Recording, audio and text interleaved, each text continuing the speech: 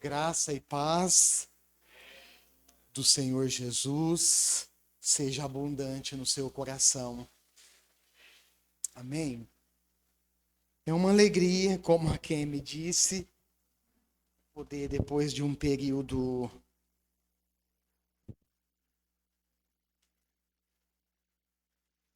de descanso, depois de um período necessário de descanso, nós estamos de volta. Certamente, não vou perguntar quem estava com saudade do pastor, porque vai que tem alguém que não estava, mas certamente estava com muita saudade de vocês. É bom estar de volta, viu?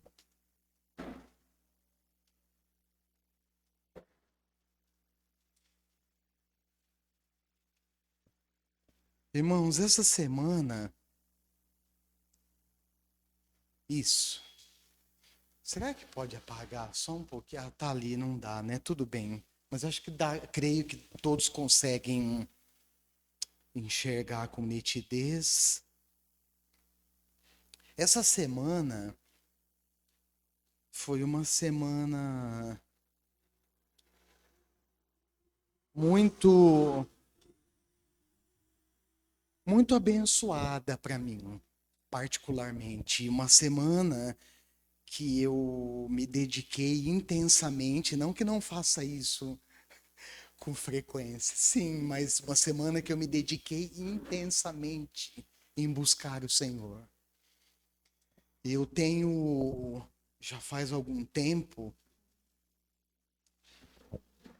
percebido que o Senhor tem me desafiado, me chamado para uma intimidade ainda mais intensa e profunda com Ele. E eu tenho procurado me esforçar para seguir nessa direção. A realidade, todos nós precisamos. Essa semana, irmãos, enquanto eu buscava o Senhor,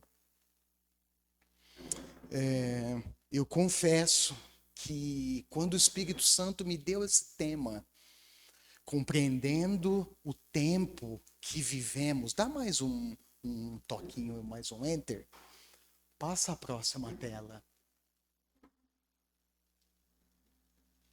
Isso.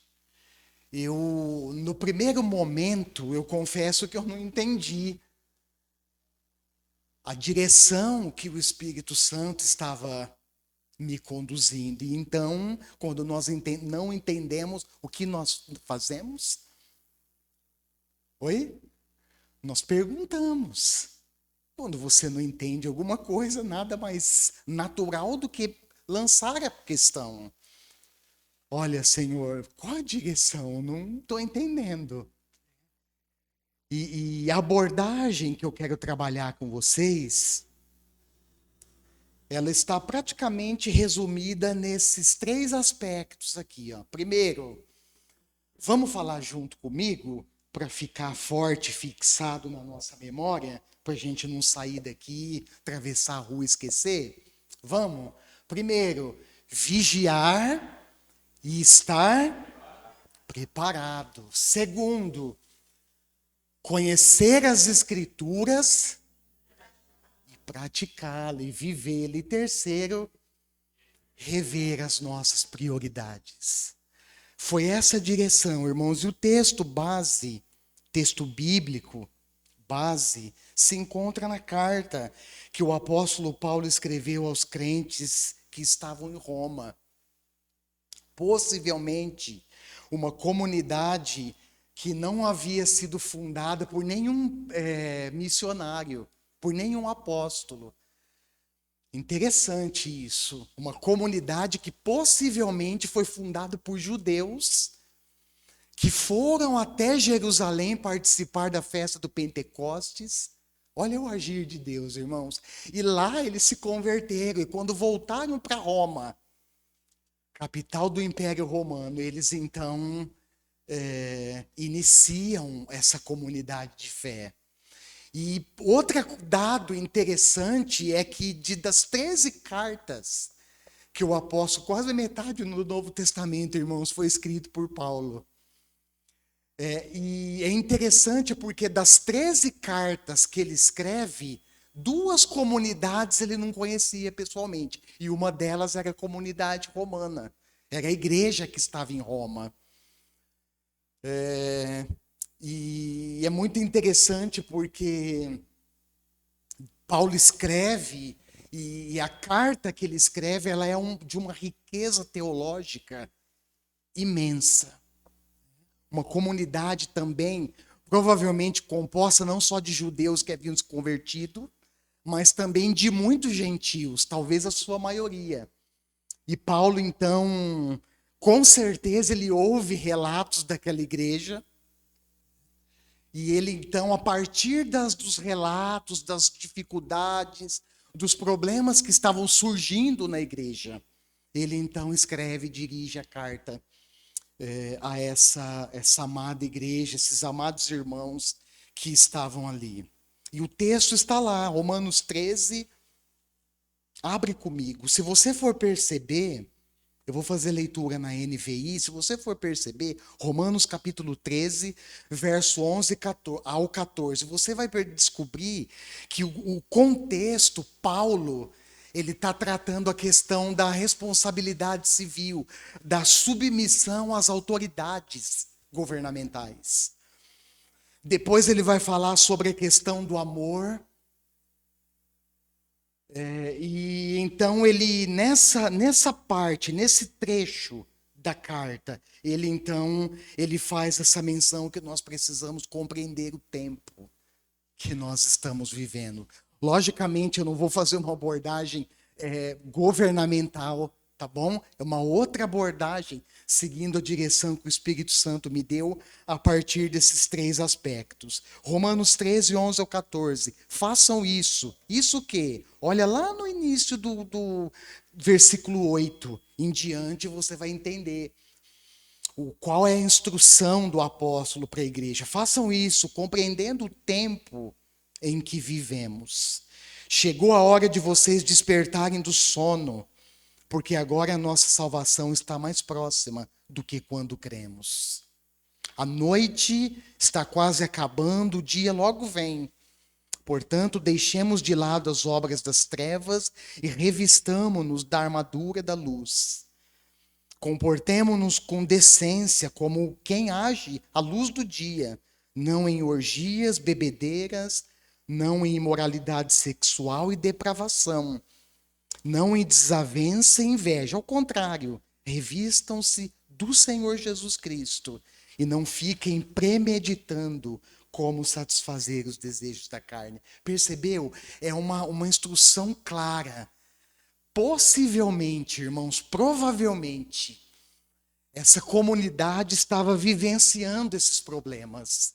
E Paulo, então, dirige, dentre esse encorajamento, outros que nós encontramos. Inclusive, ele trata questões fundamentais da fé cristã, como, por exemplo, a questão do pecado universal, que todos os homens, em todos os tempos e em todos os lugares, precisam se arrepender e crer em Cristo para serem salvos. A questão da justificação pela fé, não mais pela lei mosaica, a lei da antiga aliança, mas pela fé em Cristo, e por aí vai. Eu acredito, irmãos, que quando o Espírito Santo ministrou esse tema ao meu coração, ele apontava para essas necessidades específicas. Lógico, eu fui entender depois. No momento eu não compreendi, mas fui entender depois. E uma dessas necessidades é da igreja despertar do sono espiritual. E compreendermos com clareza o tempo que nós estamos vivendo, as oportunidades e as responsabilidades, queridos, que estão diante de nós.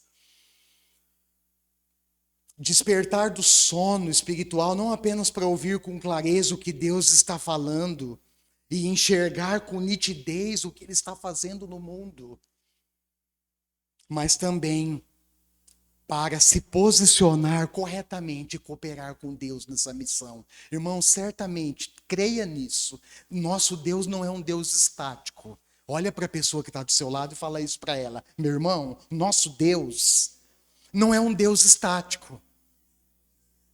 Ele está em movimento. Ele está realizando a sua obra no mundo. Amém? Quem quer ser cooperador de Deus, agente cooperador de Deus nessa missão? Amém. Eu quero, irmãos. Amém. Glória a Deus. E eu também acredito que essa compreensão tem a finalidade de nos alinhar com o propósito de Deus. Afinal, como nós lemos aqui, a nossa salvação está mais próxima do que quando cremos no início. Você já pensou nisso? Quantos anos você tem de conversão? 1, 2, 5, 10, 15, 20, 30, 40? Quantos anos de conversão? A Bíblia diz, irmãos, que a nossa salvação ela está mais próxima agora do que quando nós cremos no início. E certamente essa afirmação paulina deve abrir os nossos olhos, deve abrir a nossa mente e nos colocar, irmãos, frente a essa realidade, com muita consciência. O dia se aproxima e nós, irmãos, precisamos tomar cuidado para não sermos anestesiados. Quem aqui já foi anestesiado, já tomou uma injeção bem aplicada, né? Tem umas que são mal aplicadas, o braço da gente fica tudo roxo, né? Cheio de sangue, mas aquelas que são bem aplicadas, derruba a gente, não derruba. Lá em casa a gente brinca de vez em quando, a Esther vem com as injeções, ainda bem, irmãos, que é injeção de brinquedo. E ela quer porque quer aplicar a injeção no papai. Mas nós precisamos tomar cuidado para não sermos anestesiados, presta atenção, com os mais diversos acontecimentos que tentam afetar diretamente a nossa vida, a nossa fé e nos afastar do ideal de Deus. Mateus capítulo 10, se você quiser abrir ou anotar para estudar durante a semana, quando o Senhor Jesus envia os 12, Mateus 10, 16, esse texto é muito importante. Ao enviar os 12 discípulos numa missão específica, que era pregar o evangelho, expulsar os demônios, curar os enfermos, ressuscitar os mortos, o Senhor Jesus lembra aos seus discípulos, antes de saírem para a missão, os cuidados que eles precisavam ter. Afinal, ele diz, olha, vocês são como ovelhas, enviadas no meio de quem? No meio de lobo. E ovelha, irmãos, fazendo uma analogia com a ovelha, o animalzinho, branquinho, peludo, bonitinho, mansinho. Tem alguns que dão coice, são bravos também, mas no geral as ovelhas são mansas. É um animal frágil. E vou falar para vocês, irmãos, tem uns coices doloridos. As coisas que pega de jeito, em misericórdia, dói, hein? Mas, no geral, são animais dóceis, frágeis, indefesos. Imagina no meio de uma alcateia de lobo. O que acontece? E sabendo disso, o Senhor Jesus chama os seus discípulos e diz, olha, vocês são como ovelhas no meio de lobos. Portanto, sejam astutos como as serpentes, é isso que está escrito aí, e sem malícia como as pombas.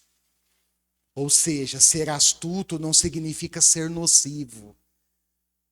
E sem malícia não significa ser ingênuo. Nós estamos e precisamos estar alertas, irmãos. Nós vivemos dias conturbados. Em vários aspectos. Eu não quero entrar aqui na questão, mas em vários aspectos. Dias conturbados. É ou não é? Somos constantemente pressionados. expostos diante de atalhos curtos, aparentemente mais atrativos e fáceis de circular, de transitar, mas que no final pode nos levar para uma emboscada perigosa. E quando eu estava pensando nisso, eu lembrei daquele episódio de Êxodo, capítulo 32. E o que eu anotei aqui até se transformou numa rima. Olha que legal. O que você faz diante da pressão? Cede como Arão? Êxodo 32, nós conhecemos a história. Eu não quero entrar aqui, mas nós conhecemos a história.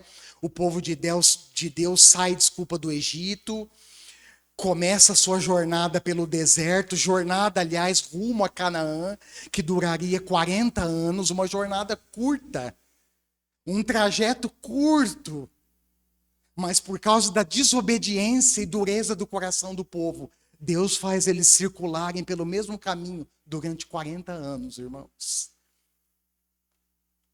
Preste atenção, como custa caro quando nós desobedecemos o Senhor. É ou não é? Como custa caro e como nós pagamos um preço alto quando nós, irmãos, pensamos que podemos nos rebelar contra as ordens, a direção e o mandamento de Deus. Nós pagamos um alto preço. Foi o que aconteceu com o povo de Israel. Perambulam 40 anos, aquela geração morre, não sobra um. Nasce uma nova geração. Moisés sobe o monte, antes disso Moisés sobe o monte Sinai, e o povo impaciente, acha que ele começa a demorar demais, pressionam Arão, e Arão, então nós sabemos o texto, pede para a turma recolher os brincos de ouro, acho que aqui não tem ninguém com brinco de ouro, né? É caro, pastor, né? É duro, é difícil de usar coisa de ouro. A gente usa banhado a ouro. Mas de ouro não. Mas Arão pede, recolhe os brincos de ouro das mulheres. Suas mulheres, os seus filhos e filhas. E ele então funde, derrete aquele ouro e transforma no bezerro de ouro. E o povo se prostra, cai na farra e adora aquele bezerro. O que você faz diante da pressão? Você cede como Arão? Algumas vezes, ou alguma vez, desculpa, você já viveu essa experiência de se sentir pressionado a ponto de ceder àquela situação? Para reforçar, eu vou deixar aqui para vocês uma singela ilustração de uma viagem familiar de férias. Vai ajudar você a entender melhor. Você está na estrada, no carro com o ar-condicionado ligado, a caminho do resort ou da praia. Olha só. O que você escolhe, Raquel? Resort ou praia? Opa, eu acho que eu também vou no resort, hein? Você está na estrada, imagina. Viaja comigo agora. Mesmo que a gente não foi para o resort nas férias, eu mesmo não fui com a minha família. Mas deixa eu viajar, não custa, né, irmãos? Viaja aí, você está na estrada, a caminho do resort, junto com a sua família.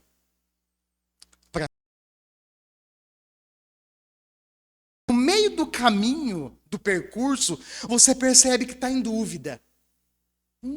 E agora? Então decide acessar o quê? Eu esqueci meu celular. Aliás, eu nem trago para o culto. Você tenta acessar o Google Maps. A hora que você vai acessar, você descobre que está sem internet. No meio da estrada não tem internet. E o seu 5G, na estrada, não funciona. E aí você se vê diante de uma decisão importante. E agora?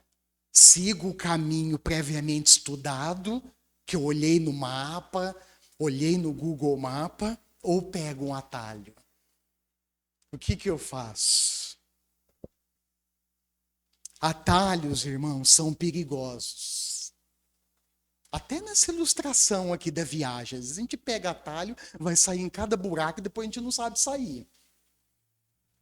Mas nas situações da vida, Grava isso, os atalhos são perigosos. Por que, pastor, o senhor está dizendo isso? Porque eles podem nos distanciar do ideal de Deus. Olha para a pessoa que está do seu lado, fala isso para ela, cuidado. Atalhos são perigosos e podem te distanciar do ideal de Deus. O que Jesus disse em Mateus 7, 13 e 14? Quem lembra? A porta é estreita e o caminho é? O caminho é apertado, irmãos, não tem atalhos. Na fé cristã, grava isso, não existe atalhos. A fé cristã, ela é feita de uma porta de entrada, de um caminho de desenvolvimento, não tem atalhos. E esse caminho de desenvolvimento nos conduz ao nosso destino. A Bíblia nos ensina, eu quero dividir isso com vocês, essa realidade em 2 episódios clássicos. Primeiro, Gênesis capítulo 2, 15 e 17. Abre aí comigo. Por favor, livro de Gênesis, o livro do começo, do início de todas as coisas, lá no capítulo 2, versos 15 ao 17. O Senhor Deus colocou o homem no jardim do Éden para cuidar dele e cultivá-lo. E o Senhor Deus ordenou ao homem: coma livremente de qualquer árvore do jardim, mas não coma da árvore do conhecimento do bem e do mal. Por quê? Olha a consequência. No dia em que dela comer, certamente você morrerá. O que Deus estava mostrando para Adão aqui, irmãos? E é interessante que a árvore do conhecimento do bem e do mal, ela ficava plantada onde? No centro do jardim do Éden. Se tem alguma coisa no centro, logo nós visualizamos, nós fazemos um contato visual com facilidade. Parece que ela tinha sido plantada ali justamente para Adão e Eva perceber, olha, essa aqui do meio, não coma. A ordem foi clara, né, irmãos? Aliás, Deus é sempre claro e direto nas ordens dele. O que nos cumpre é obedecer. Deus deu uma ordem clara para Adão e desobedecê-la resultaria em morte. Já o diabo, Gênesis capítulo 3, eu não vou conseguir ler todos os textos por causa do tempo, mas Gênesis capítulo 3, verso 1 ao 4, o diabo aparece em cena, você conhece esse relato bíblico, e com muita sutileza, pensa num bicho sutil, ele propõe um atalho enganoso. Ele aparece, Adão não está lá, provavelmente estava cultivando o jardim, deixou sua esposa sozinha, e é a hora que a serpente aparece. Sutil, com uma sutileza enorme, e propõe um atalho enganoso, aliás, atalho pautado na mentira. Porque a Bíblia, lá em João 8,44, registra que quando ele mente, fala a sua própria língua, porque ele é mentiroso e pai da mentira. E a serpente aparece e diz à mulher: certamente vocês não morrerão. Fazendo uma paráfrase aqui, um trocadilho, e aplicando nos nossos dias, é aquilo, né? Eu vou pagar para ver. Eu vou pagar para ver. E nós sabemos, irmãos, o desfecho, a sequência e o desfecho da história, infelizmente. E o outro texto clássico está registrado no Evangelho de Mateus, capítulo 4. Esse episódio, irmãos, me ensina lições preciosas, valiosas. Toda vez que eu estudo Mateus, capítulo 4, eu sou tocado, eu sou instruído, eu sou encorajado, eu tenho os olhos abertos. E esse texto me ensina muito. A primeira coisa que ele me ensina é a tirania e a crueldade do diabo. Irmãos e irmãs, não pense você que o diabo vem e as suas investidas, elas são investidas fajutas, investidas fracas. Não, pelo contrário. Ele é tirano, irmãos. Ele é cruel e ele vem para nos destruir. E ele surge nesse momento, se você olhar lá em Mateus 4, no exato momento que Jesus estava com o quê? Com fome. Lembremos que Jesus é o Deus encarnado que habitou entre nós. E nesse momento, Jesus tinha as duas naturezas, a natureza carnal, humana, e a natureza divina. E depois de jejuar, irmãos, 40 dias e 40 noites, quem aparece no cenário? Diabo. E ele aparece propondo que, olha, primeiro ele tenta colocar em dúvida a identidade do mestre, do Senhor dos Senhores. Olha, se tu és filho de Deus, faz o seguinte, está com fome, transforma essas pedras em pães. Olha só, irmãos, é ou não é tirania? É ou não é crueldade? E eu vou dizer mais para vocês. Eu penso, quando eu estudo esse texto, que as 3 áreas de ataque, se você for olhar lá, elas foram muito bem calculadas, com frieza e com determinação pelo diabo. E foram muito difíceis para Jesus. Talvez sendo a terceira delas, a mais sutil e perigosa. Lembra qual é a terceira? Ele leva Jesus num monte alto e diz, olha, tá vendo os reinos do mundo? Tá vendo todo o seu esplendor e o seu poder? Eu te darei, se prostrado me adorares. E uma coisa que chama atenção, eu não vou entrar aqui, mas é importante citar, é que Jesus estava cheio de 2 coisas, irmãos. Sabe qual é? Ele estava cheio do Espírito e ele estava cheio da palavra. Glória a Deus. E quando o diabo vem com as suas propostas enganosas, Jesus responde como? Olha, está escrito. Está escrito. Está escrito. As escrituras dizem isso. Jesus estava cheio da palavra, irmãos. E nós não podemos ser ingênuos a ponto de tentar lutar contra o nosso inimigo invisível sem a arma mais poderosa que Deus nos deixou, que é a sua palavra. É aquela história, né? Entrar na guerra para sair derrotado. Mas quando, irmãos, nós somos cheios do Espírito Santo, quando nós somos cheios da palavra, o inimigo não nos resiste. Amém? E tudo isso ele estava visando o quê?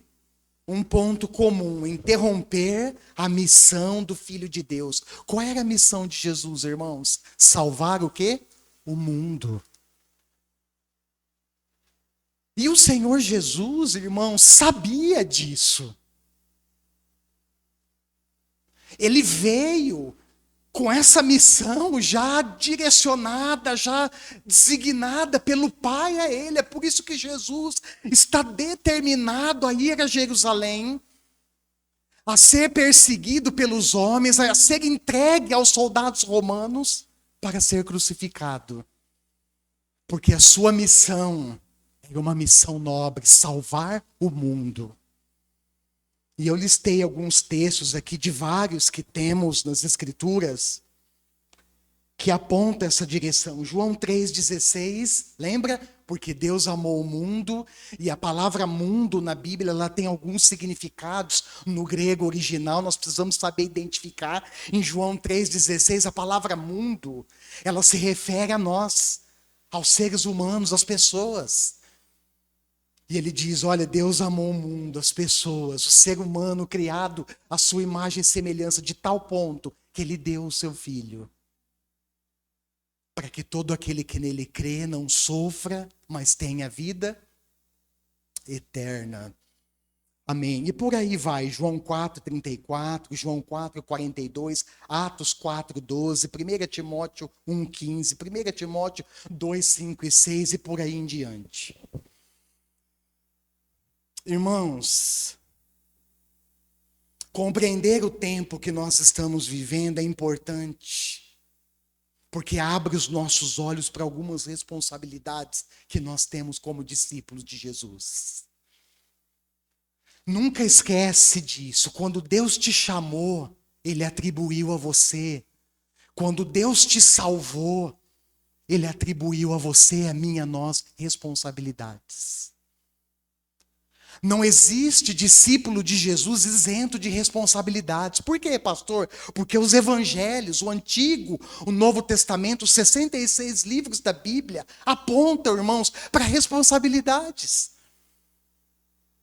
Então, se você quer ser discípulo de Jesus, isento de responsabilidade, eu tenho uma notícia para te dar hoje. Qual é, pastor? Fala aí. Não dá para ser discípulo de Jesus assim.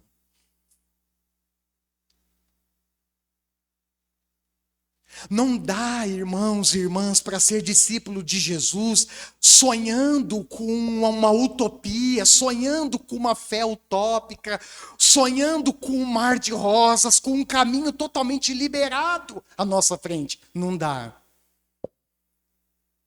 Porque quando nós olhamos para os evangelhos, olhamos para o Filho de Deus, nós percebemos o quê? Que Jesus viveu a partir das suas responsabilidades. E se ele viveu a partir da sua missão, das responsabilidades, atreladas à sua missão, eu e você que somos discípulos dele, também vivemos atrelados à nossa responsabilidade. Não dá para fugir delas, irmãos. Hora ou outra a gente tenta dar aquela escapadinha. Não sei se isso já aconteceu com você. Hora ou outra a gente tenta dar uma escapada. Mas a gente vai perceber, queridos, não dá para viver isento de responsabilidades aqueles que são discípulos de Jesus. E eu quero dividir então esses 3 aspectos com vocês em alguns textos que eu selecionei aqui. Certamente existem outros textos bíblicos, tá, irmão? Irmãos, mas eu tentei focar em alguns específicos que eu acredito que está alinhado com essa direção. Primeiro, vigiar e estar preparado. Vigia. Esteja preparado. Nós precisamos manter os olhos abertos. E diante do menor sinal de perigo, o que nós temos que fazer? Abandonar a fé? Diante do menor ou de um grande sinal de luta, de perseguição, o que nós fazemos? Nós voltamos atrás? Não, nós resistimos e permanecemos firmes na fé. Olha para a pessoa que está do seu lado, está quase dormindo, ajuda ela aí na pregação. Fala assim, meu irmão. Isso, fala, minha irmã.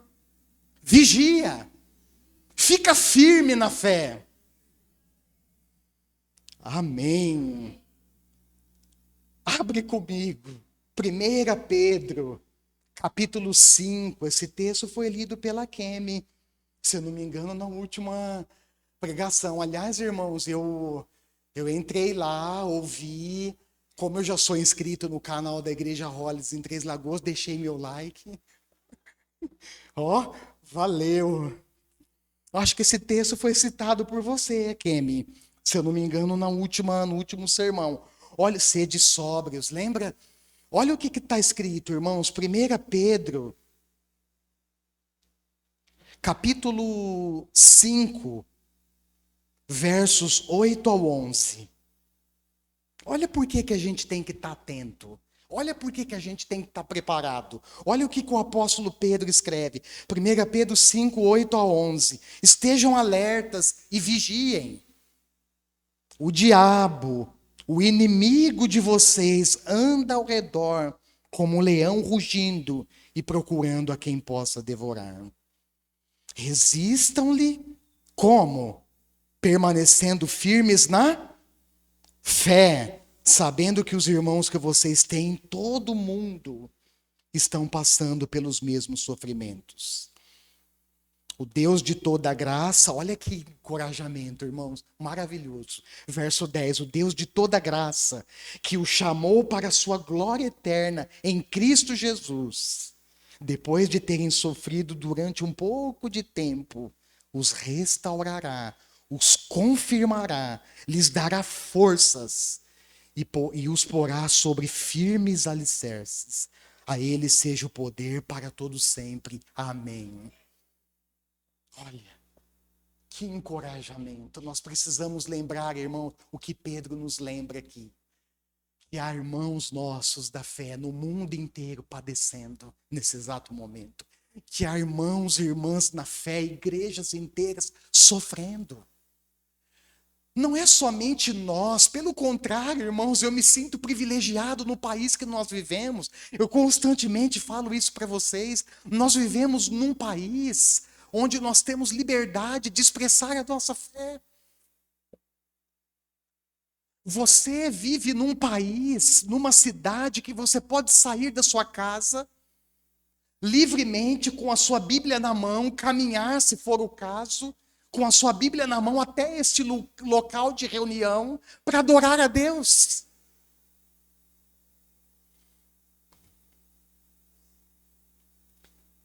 Mas certamente, no mundo todo, existem irmãos e irmãs que estão sofrendo.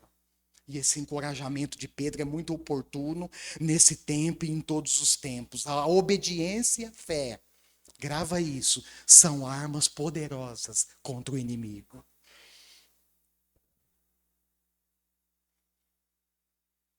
E eu também quero lembrar, nesse aspecto, que estar preparado em conformidade com o ensino do Senhor Jesus é ser encontrado fiel à missão que Ele designou a você e a mim. Isso é estar preparado. Estar preparado, irmãos, não é ficar estático, esperando o dia que Jesus vai voltar. Aliás, nós nem sabemos, a Bíblia não revela esse dia. A Bíblia revela sinais desse dia, mas ela não revela o dia. E lá em Mateus capítulo 24, versos 42 ao 51, eu não vou ler esse texto, mas você pode gravar e anotar e estudar durante a semana. O Senhor Jesus ensina os discípulos que estar preparado é ser encontrado fiel à missão que Ele nos deixou quando Ele voltar. E quando eu penso nisso, irmãos, olhando para mim, olhando para a igreja, eu fico pensando, meu Deus, será que nós estamos realmente preparados? Ou será que nós, como os discípulos, lá no início, que caminharam com Jesus, estavam vislumbrados com o templo e com as coisas do templo? Ou será que, de fato, irmãos, nós estamos antenados, focados na missão? E agora eu lanço uma outra questão para nós. Qual é essa missão? Qual é essa missão? Marcos 16, 15. Vão e pregue o evangelho a todas as pessoas do mundo inteiro. Essa é a nossa missão, irmãos. Certamente não é a única missão. Certamente há um leque de responsabilidades que a fé cristã abre diante de nós. Mas quem sabe a principal é essa: testemunhar de Jesus no mundo inteiro. E deixa eu abrir um parênteses aqui para dizer para você que você pode testemunhar de Jesus aonde você está. Você não precisa, querido, ser um missionário cultural ou transcultural para testemunhar de Cristo. Você testemunha de Cristo onde você está, no contexto em que você vive. Vão e preguem o evangelho a todas as pessoas em todo o mundo. Segundo, conhecer as Escrituras e praticá-la. Presta atenção no que eu vou te dizer. Nós vivemos um tempo, irmãos, de sutilezas. Nós vivemos um tempo Tô vendo a enxurrada lá fora e tô lembrando das ondas. Vivemos um tempo de ondas. Ondas das mais diversas que tentam nos arrastar junto delas. E aí você pode classificar ou caracterizar algumas como você preferir, como por exemplo, ondas políticas, ondas ideológicas, ondas relativistas, enfim, há um caminho, há ondas diversas que vêm para nos arrastar. Pastor, o que me garante firmeza? É a palavra de Deus, irmãos. Lembra lá no Sermão do Monte, Jesus diz: olha, aquele que constrói a casa sobre a rocha, e a rocha é a palavra dele, são os ensinos dele que estão à nossa disposição, irmãos. Eu falo, acho que eu já falei e repito aqui lá em casa, eu tenho o privilégio de escolher versões da Bíblia. Essa semana eu li a NVI. Semana que vem acho que eu vou estudar a NVT, hein? Que é mais focada na tradução fiel do grego e do hebraico também. No mês que vem eu vou para a Nova Almeida atualizada e por aí vai. Sem contar, irmãos, os diversos comentários bíblicos que nós temos à disposição. Deixa eu te dizer uma coisa.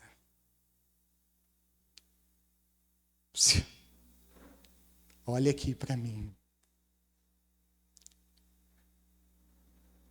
Não negligencie a palavra de Deus. Não negligencie. Afinal, a Bíblia é a nossa única regra de fé e prática. A Bíblia é um manual, irmãos, infalível e inspirado por Deus para nos ensinar a viver diante dele e diante dos homens. Olha o que o salmista, eu gosto demais desse versículo. Salmo 119, verso 105. A tua palavra é lâmpada que ilumina os meus passos e luz que clareia o meu caminho. A gente decora na escola dominical, né? Quando tem a idade da Esther e da Yumi. Sua palavra é lâmpada que ilumina os meus passos. É luz que clareia o meu caminho. O salmista também, lá no Salmo 1, Salmo 1, diz que é feliz aquele que tem satisfação na lei do Senhor. E nessa lei medita de dia e de noite. O rei Davi, no Salmo 19, gosto demais desse salmo. No verso 7, ele diz assim: a lei do Senhor é perfeita e revigora e restaura a alma. Está abatido? Vai ler e estudar a Bíblia, querido. Está desconsolado? Está frustrado? Vai ler a Bíblia. Está desanimado? Entristecido, desencorajado, volte-se para a palavra de Deus. Olha o que Davi diz: a sua palavra, a sua lei, Senhor, ela é perfeita. Ela revigora, ela renova, ela restaura a nossa alma. O Senhor Jesus disse, diante daquela mulher que exclamou, diante da exclamação daquela mulher que ouviu o seu ensino, lá em Lucas capítulo 11, feliz, ela se levantou no meio da multidão e disse para Jesus, lembra, olha, feliz a mulher que te amamentou. Feliz a mulher que te tomou nos braços. E Jesus dirige a palavra para ela, dizendo, felizes são aqueles que ouvem a palavra de Deus e obedecem. Ainda no Antigo Testamento,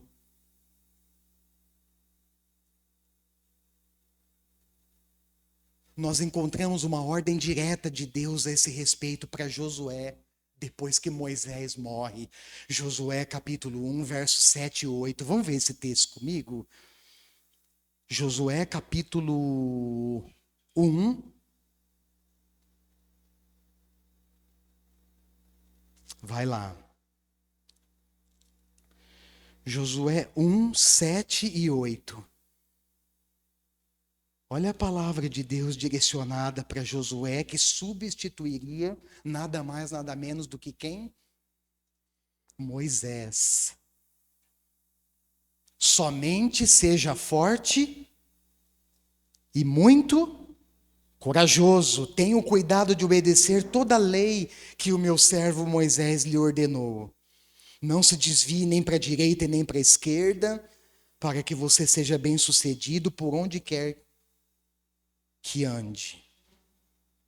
Não deixe de falar as palavras desse livro da lei e de meditar nelas de dia e de noite, para que você cumpra fielmente tudo o que nele está escrito. Só então os seus caminhos prosperarão e você será bem-sucedido.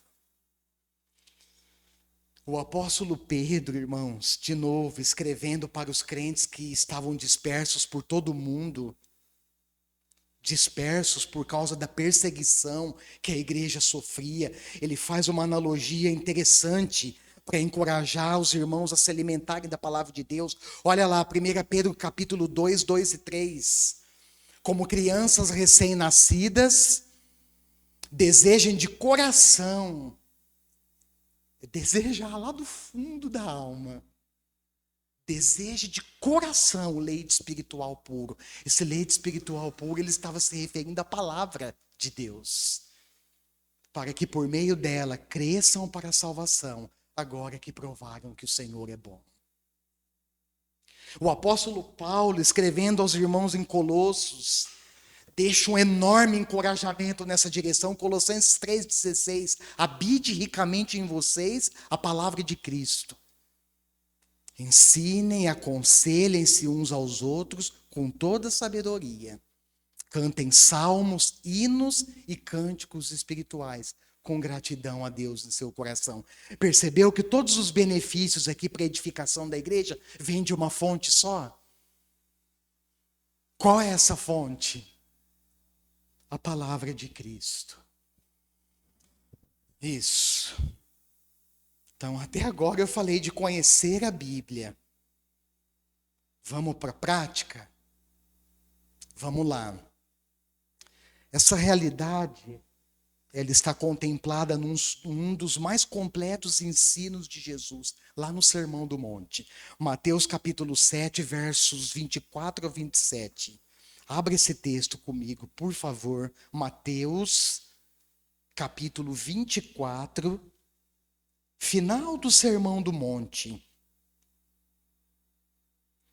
Versos 24 a 27. Mateus, desculpa, eu passei aqui. Mateus capítulo 7, 24 ao 27.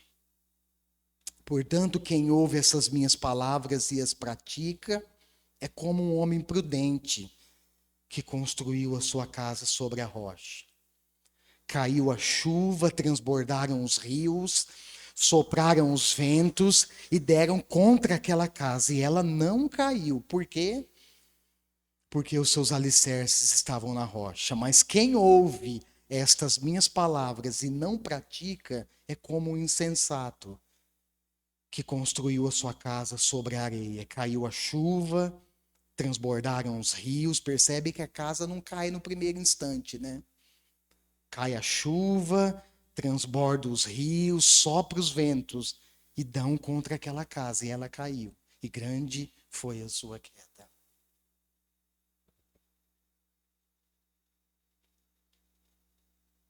Não basta apenas ouvir. Não basta apenas conhecer. Nós precisamos viver o ensino bíblico, irmãos. Nós precisamos permitir, nos submetermos à autoridade das Escrituras, para que por meio do Espírito Santo nós sejamos transformados a ponto de viver o que as Escrituras ensinam. Tiago capítulo 1, eu não vou ler por causa do tempo, para não ficar muito longo, mas Tiago capítulo 1, texto muito conhecido por nós, versos 22 ou 25. Tiago, resumidamente, ele diz que aquele que ouve e não pratica, engana-se a si mesmo. É como um homem que se olha no espelho e logo que sai, esquece da sua própria aparência. E o último aspecto é rever as prioridades. Irmãos, lembra que eu falei agora há pouco que a vida de um discípulo, ela consiste em responsabilidades? Pois é.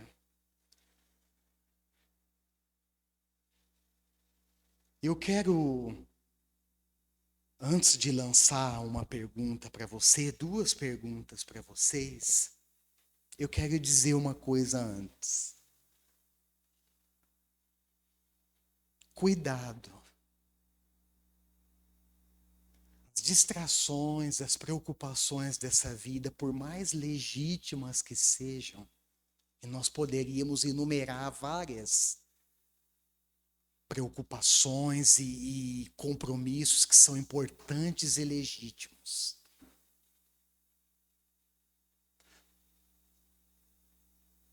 Elas podem nos afastar de Deus. Elas podem nos atrapalhar de desfrutar o melhor de Deus. Você sabia que Deus tem o melhor para você? Olha para a pessoa que está do seu lado, fala, afirma isso para ela, porque é verdade. Fala, Deus tem o melhor para você.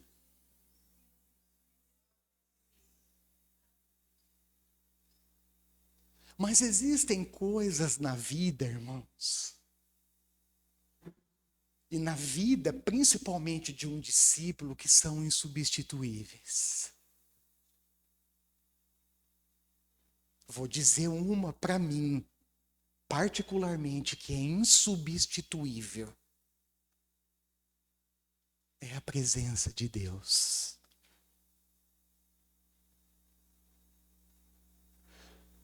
Nós vivemos um tempo, irmãos, que nós, pela nossa própria falta de compromisso, responsabilidade, nós substituímos o que é insubstituível, e a principal delas é a presença de Deus.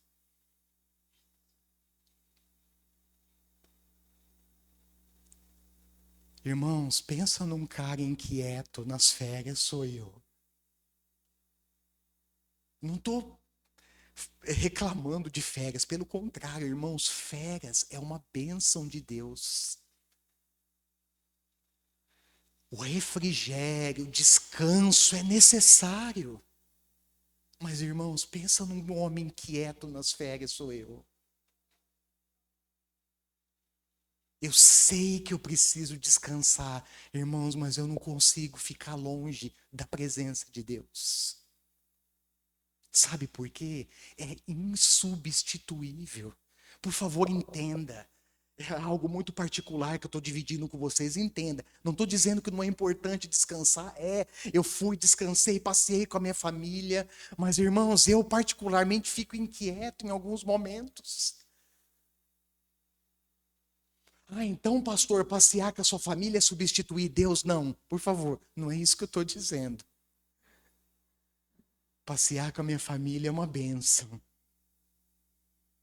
Mas o que eu estou dizendo, enfatizando, irmãos, é que a presença de Deus é prioridade. Vou lançar a pergunta para vocês agora. O que é prioridade para você? Nós temos organizado as tarefas diárias a fim de priorizar a nossa comunhão com Deus? Ou nós deixamos para as 10h30, 11 horas da noite, cansado com sono? Deixa eu ir lá, pelo menos dar boa noite ao Senhor. Boa noite, Senhor. Olha que Deus vê, você está deitado, tá dormindo. Já foi. E se o Senhor quiser falar com você? Ixi, pastor, só no outro dia.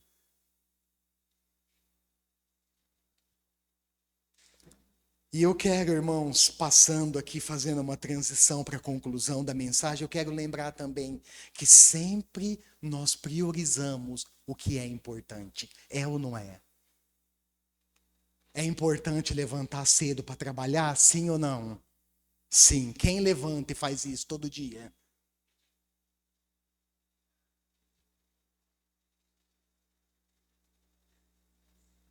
É importante comer, nutrir o corpo, beber e descansar, sim ou não? Quem faz isso todo dia?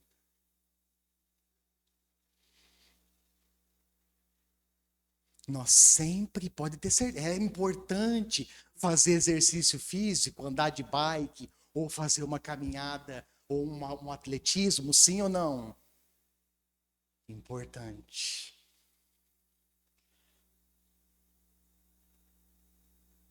Aprendamos com Maria, irmã de Marta. Lembra de Maria? Que bem como disse o Senhor Jesus, Marta, Marta, andas inquieta, agitada de um lado para o outro, mas a sua irmã escolheu a boa parte.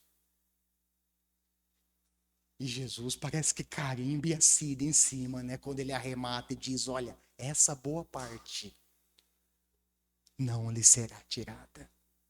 Quando a gente olha para o texto, o que Maria escolheu? Marta escolheu os afazeres da casa. É importante, sim ou não? Sim. Mas quando a gente coloca diante de Deus, é prioridade? Sim ou não? Jesus condena Marta porque ela estava preocupada com os afazeres domésticos? Sim ou não? Não. Mas ele aponta que a melhor parte é estar aos seus pés, ouvindo os seus ensinamentos.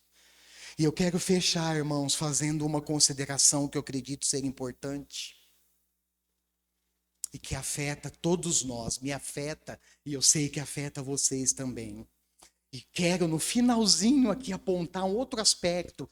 Eu não incluí ali, mas eu quero apontar um outro aspecto fundamental, importante para a igreja. Primeiro, eu quero dizer que nos preocupamos muito com o futuro, quando precisamos dar mais atenção e valorizar o tempo presente.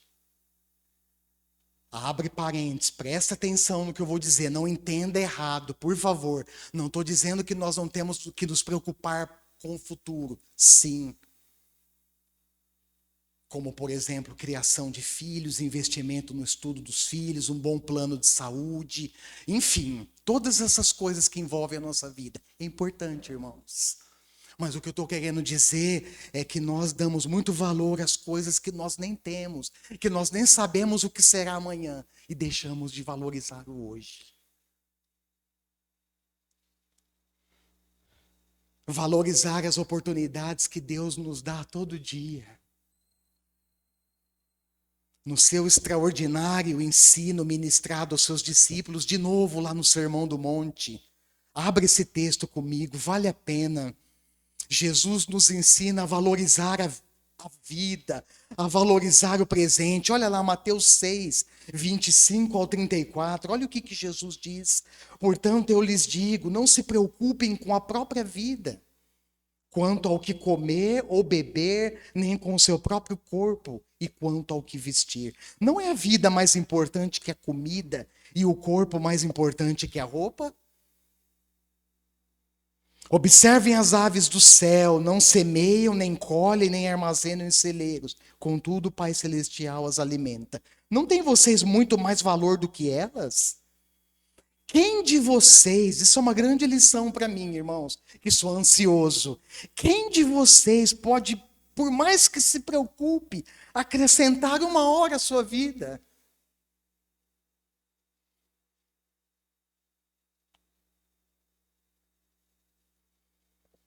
Por que vocês se preocupam com roupas? Vejam como crescem os lírios do campo. Eles não trabalham nem tecem, contudo eu lhes digo que nem Salomão, em todo o seu esplendor, vestiu-se como um deles. Se Deus veste assim a erva do campo que hoje existe e amanhã é lançada no fogo, não vestirá muito mais a vocês, homens de pequena fé?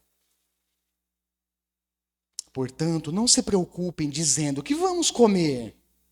Ou o que vamos beber? Ou o que vamos vestir? Pois os pagãos é que correm atrás dessas coisas. Mas o Pai Celestial sabe que vocês precisam delas. Versículo que a gente decora na escola dominical, mas não é só decorar, tem que entender. Busque, pois, em primeiro lugar o reino de Deus e a sua justiça, e todas essas coisas lhe serão acrescentadas. Portanto, não se preocupem com o amanhã, pois o amanhã trará suas próprias preocupações. Basta cada dia o seu próprio mal.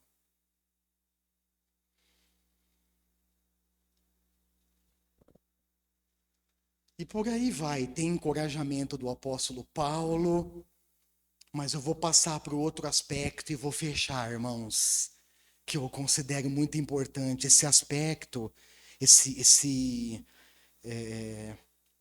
princípio, ele está abordado lá em Hebreus capítulo 3, versos 12 e 14. Se você quiser acompanhar, pode abrir Hebreus 13, 12 ao 14, e fala de encorajamento. Irmãos, nós precisamos encorajar um ao outro. O encorajamento mútuo, ele é muito importante. Olha o que o autor de Hebreus registra para nós. Hebreus 13, 12 ao 14. Cuidado, irmãos, que nenhum de vocês tenha o coração perverso e incrédulo que se afaste do Deus vivo. Ao contrário, encorajem-se uns aos outros todos os dias durante o tempo que se chama hoje. De modo que nenhum de vocês seja endurecido pelo engano do pecado, pois passamos a ser participantes de Cristo, desde que de fato nos apeguemos até o fim à confiança que tivemos no princípio.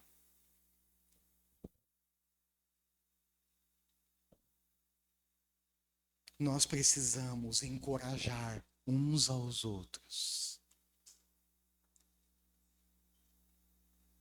Percebeu as pessoas que não estão aqui hoje? Encoraje-as amanhã. Procure saber, irmãos, dessas pessoas, da situação que elas estão. Se importe em mandar uma mensagem e ligar e dizer: olha, irmão, você fez falta ontem. Nós estamos juntos, irmãos. Deixa eu compartilhar uma coisa muito particular com vocês, mas que foi uma bênção na minha vida, na minha trajetória cristã até hoje e continua sendo. Como foi importante para mim nos momentos de escuridão, de neblina, onde eu não enxergava nada, ter uma pessoa do meu lado dizendo: siga firme, Deus é contigo. Amém? Como foi importante, irmãos, no processo ministerial, quase eu desisti. Mas como foi importante pessoas que me abraçaram, investiram em mim, acreditaram em mim e me encorajaram, dizendo: siga em frente, esse é o caminho. Deus tem o melhor para você, Deus tem o melhor para nós. O encorajamento mútuo, irmãos. O encorajamento da fé. O encorajamento fraternal, ele é muito importante. E eu vou abrir meu coração para vocês mais uma vez. Posso? Para vocês e para a turma do YouTube que vai assistir depois. Eu preciso do seu encorajamento. Eu preciso do seu abraço. Eu preciso muito, irmãos.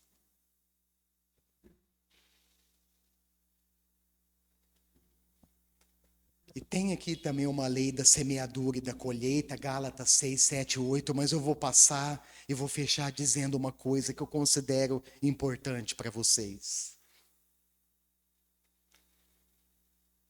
O futuro, presta atenção, o futuro e os seus resultados, sejam eles positivos ou negativos, é fruto do que investimos hoje. Seria muita ingenuidade e engano nosso, irmãos, pensar que nós podemos fazer uma colheita da qual nós não estamos semeando. Seria muita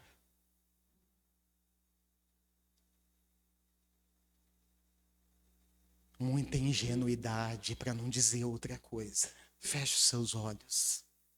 Nós vamos participar da mesa do Senhor.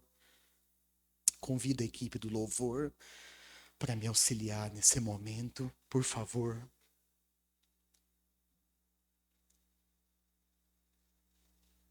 Não sei qual a sua situação atual. Você chegou aqui hoje, talvez você nem viria, mas veio, o Espírito Santo te trouxe. Eu não sei qual a sua situação hoje.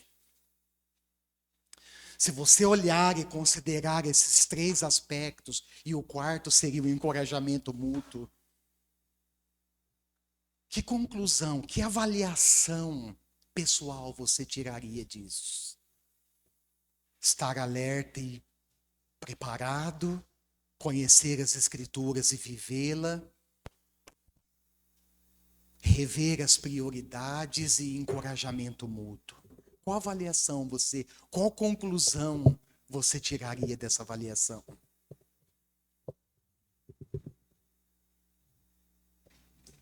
Ore a Deus.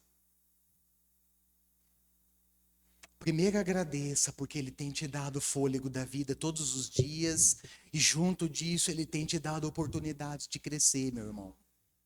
Deus é um Pai amoroso que deseja ver os seus filhos crescerem, avançarem, conquistarem patamares mais elevados. Não se contente, irmão, com a mediocridade. Não se contente. Avance, atinja patamares mais elevados na fé. Senhor, obrigado. Eu quero te agradecer por esse retorno tão especial, tão abençoado.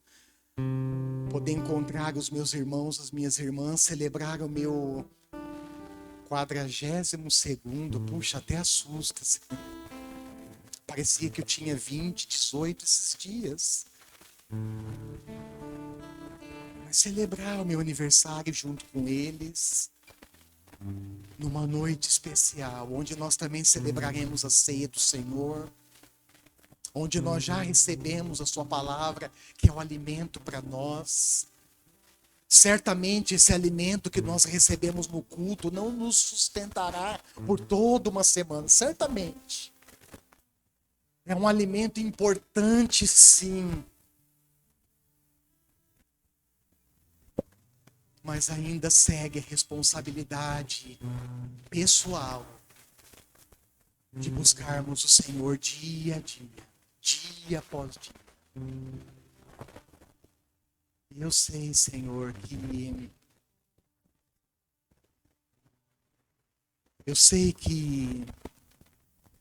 o Senhor tem o melhor para nós. Eu creio nisso. Eu creio que o Senhor tem o melhor para mim. Eu creio que o Senhor tem o melhor para os meus irmãos.